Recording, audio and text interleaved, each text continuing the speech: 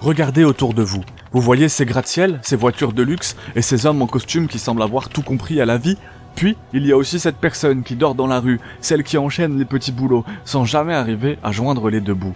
Pourquoi cet écart? Pourquoi certains ont tout et d'autres n'ont rien? La vérité est plus troublante que ce que vous imaginez, et elle est cachée derrière un système que beaucoup refusent de voir. Depuis que vous êtes enfant, on vous apprend que si vous travaillez dur, vous réussirez. Mais c'est un mensonge, le jeu est truqué. Le système économique actuel est conçu pour que les riches deviennent plus riches et que les autres restent à leur place. La plupart des gens jouent à un jeu où les dés sont déjà pipés. Les opportunités d'accéder aux ressources et à la richesse sont distribuées de manière inégale, favorisant ceux qui ont déjà une longueur d'avance. Les personnes les plus riches ne sont pas là parce qu'elles ont travaillé plus dur.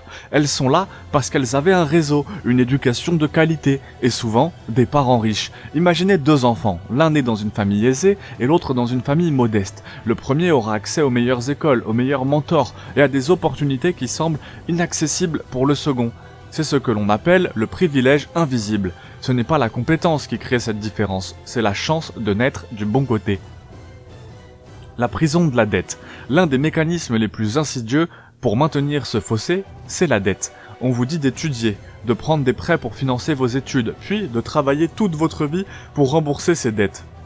Pendant ce temps, les grandes entreprises et les élites profitent de vos efforts, sans jamais porter ce fardeau. La dette n'est pas seulement financière, c'est aussi une dette de temps, de liberté, de vie. Le travail acharné ne garantit plus la sécurité financière. Vous pouvez travailler 50 heures par semaine, cumuler 2 emplois et rester coincé dans un cycle de pauvreté. Pourquoi ? Parce que la valeur créée par les travailleurs ne leur est pas redistribuée. Elle est siphonnée par ceux qui détiennent le capital, ceux qui prennent les décisions depuis leur bureau au sommet des tours. Les écarts financiers ne cessent de grandir parce que le système est conçu pour enrichir les actionnaires, pas les travailleurs.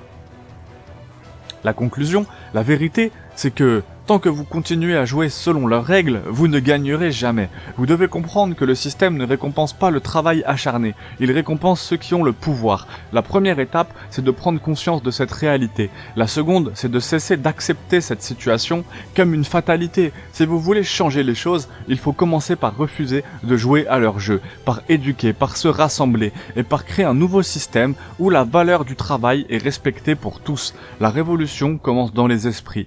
Et c'est à vous de décider si vous voulez continuer à fermer les yeux ou si vous voulez voir la vérité. Carré, remix, abonne-toi, pouce bleu.